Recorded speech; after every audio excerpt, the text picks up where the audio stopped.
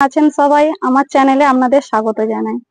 আজকে পৌষ মাসের 2 তারিখ হয়ে গেল আর ঠান্ডাটা কিন্তু বেশ পড়েছে। আমি এখন সকালবেলা চা নিয়ে ছাদে রোদ্দুরে একটু বসেছিলাম আর পরিবেশটা একটু দেখছি। এখন চা খেয়ে রোদ্দুরে বসেছিলাম, রোদ্দুরটা বেশ ভালোই লাগছে, ঠান্ডাটা বেশ পড়েছে না। হাওড়া জেলা আমাদের এখন 17 ডিগ্রি চলছে, গ্রামের দিকে তো আরো বেশি হবে। চাটা খেয়ে এখন রোদ্দুরে একটু বসে থাকি, তারপর রান্না করব। আর বাবু আজকে কলেজ যাবে না, জানেন তো, বাবুর আজ কালকে কলেজে ফাংশন ছিল, ও আজকে কলেজ যাবে না। আজকে একটু বেলাতেই রান্না করব, নাহলে সকালে রান্না করতে হয়। আজকে রান্নার কোনো তাড়াও নেই, তাই আপনাদের সাথে একটু কথা বলতে চলে এলাম। অনেকক্ষণ তো রোদ্দুরে বসা হলো, 9:45 বাজে, রান্না তো করতেই হবে, সেই আবার বেলা হয়ে যাবে। চলুন যাই, আনাজগুলো নিয়ে আসি, রোদ্দুরে একটু বসে বসে কেটে নিই, তারপর রান্না বসাবো।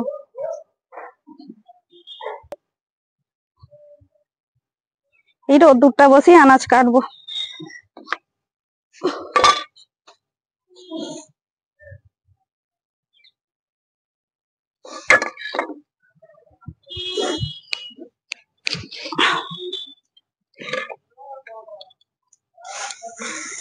আনাজগুলো কেটে ফেলি। বাবু আজকে ঘরে আছে, তাই ও বলছে মা আজকে একটু জাওলা মাছ রান্না করবে, লাউ দিয়ে ঝোল করব, তাই লাউ এনেছি। আর পালং শাকের একটা তরকারি হবে। আর দেখি কি করা যায়, চলুন আনাজগুলো কেটে ফেলি। আর এই দেখুন, বাজারে গিয়েছিলাম আনাজ আনতে, আর এই যে কয়েদ বেল দেখতে পেয়েছি, নিয়ে এসেছি। রোদ্দুরে মাখা খেতে কিন্তু বেশ ভালো লাগে, মাখবো আজকে, খাবো বিকালে। আনাজটা কেটে ফেলি। পালং শাকগুলো চাষের পালং শাক, একটু বেছেই নিতে হবে, ভালোভাবে বেছে নিচ্ছি।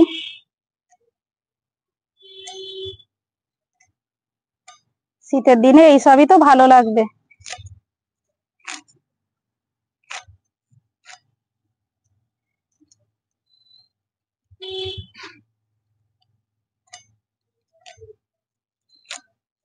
তাড়াতাড়ি বলা ভুল, 10টায় বসাচ্ছি।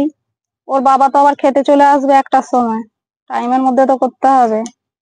বাবু ঘরে আছে ঠিকই কথা, কিন্তু ওর বাবা তো আবার খেতে আসবে না। আর 10টা বাজতে যাচ্ছে, কত বেলা আর করবো, টাইমেই তো করতে হবে।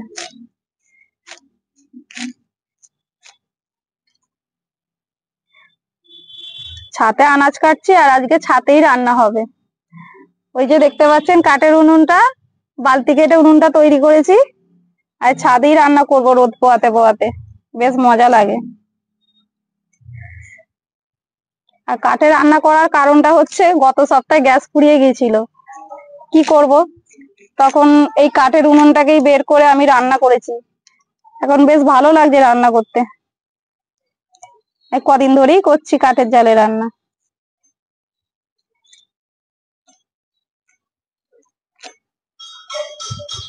রান্না আমার কমপ্লিট হয়ে গেছে। আর এই যে আমাদের মাছের ঝোল করেছি, ওইদিকে ভাতের হাঁড়িটা রেখে দিয়েছি। রান্না হয়ে গেছে, এই যে খাবার চাপা দিয়ে দিয়ে, এখনো বাবু চান করেনি, ওর বাবা খেতে চলে এসেছে, ওর বাবাকে এখন খেতে দিয়ে দিচ্ছি। শাক চচ্চড়ি, বেগুন ভাজা আর মাছের ঝোল। ছাতেই খাওয়া দাওয়া করছি আমরা এখন, রোদ্দুরে খাওয়ার মজাটাই অন্যরকম।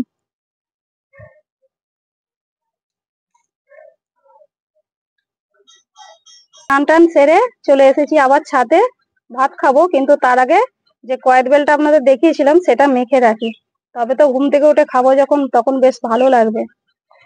আমি এখন নিয়ে নিয়েছি এতে একটু চিনি 1 চামচ, আর একটুখানি লবণ, আর 2টো কাঁচা লঙ্কা দিয়ে এই বেলটাকে মাখবো। বেলটা কিন্তু সম্পূর্ণ পাকেনি, অল্প পেকেছে, কিন্তু ভালো। পুরো শাঁসটা এখন বের করে নেবো থেকে চামচে করে। ছোটবেলায় কত কুড়িয়ে খেয়েছি গাছের গোড়া থেকে, আর এখন কিনতে হচ্ছে বাজারে। এই বেলটা দাম নিয়েছে 10 টাকা।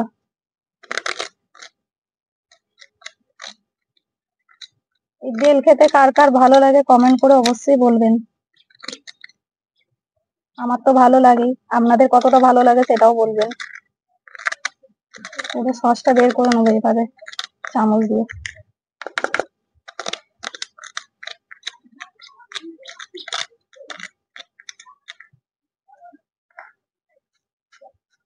এবার আমাকে মনে হচ্ছে হাত লাগাতে হবে, লঙ্কাগুলোকে এইভাবে মুলে নেবো।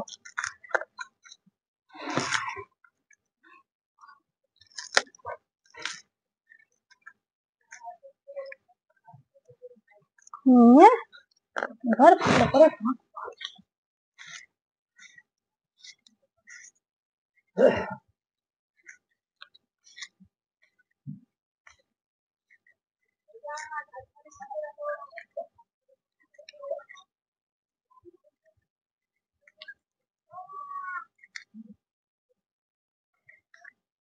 পাকা হলে চিনিটা কম লাগতো, খুব ভালো পাকা নয় তো, পেকে গেলে এটা কিন্তু কালো হয়ে যেত।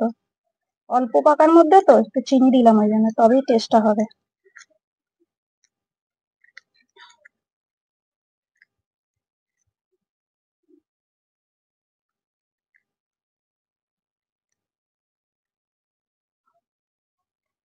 দেখুন তো কেমন লাগছে কয়েক বেল মাখাটা, বেশ ভালো লাগছে এটা। এবার আমরা কিন্তু খেতে বসে পড়েছি। এই যে আমাদের কিন্তু রেশনের চালের ভাত, আমরা সরু চাল খাই অকেশনে। আর এই ছাতে খাওয়ার আনন্দটাই কিন্তু অন্যরকম, যেন মনে হচ্ছে পিকনিক পিকনিক। ছাদেতেই রান্না, ছাদেতেই খাওয়া। আর এখন আমরা খাওয়া দাওয়া করে নেবো।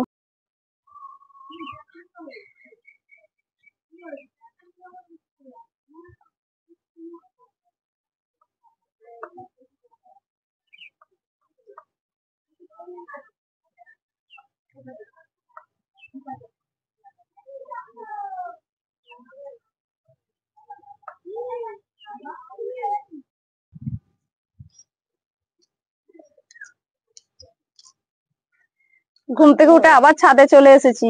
দুপুরে যে বেলটা মেখেছিলাম এখন সেটা খাবো। আমি তো একা খেতে পারবো না, আর একা খেলে ঠিক মজাও আসবে না, তাই আমার বন্ধুকে ডেকে নিয়েছি। ও আর আমি দুজনে মিলে খাবো। ঘুম থেকে উঠে এই বেল মাখা খেতে যে কি ভালো লাগে, কি বলবো। দেখ না রে কেমন লাগছে, খেয়ে দেখ না, খা। হেভি লাগছে, ভালো লাগছে।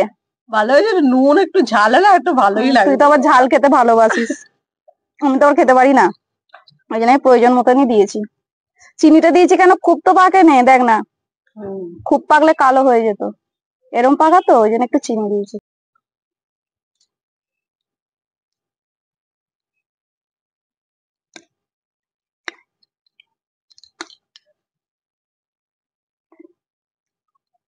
আপনাকে ডাকলে হেভি হতো। হ্যাঁ, ও এলে আরো মজা হতো। আজকে ভিডিওটি এখানেই শেষ করছি, দেখা হবে পরের ভিডিওতে। যদি আমার ভিডিও আপনাদের ভালো লাগে, লাইক শেয়ার অবশ্যই করবেন।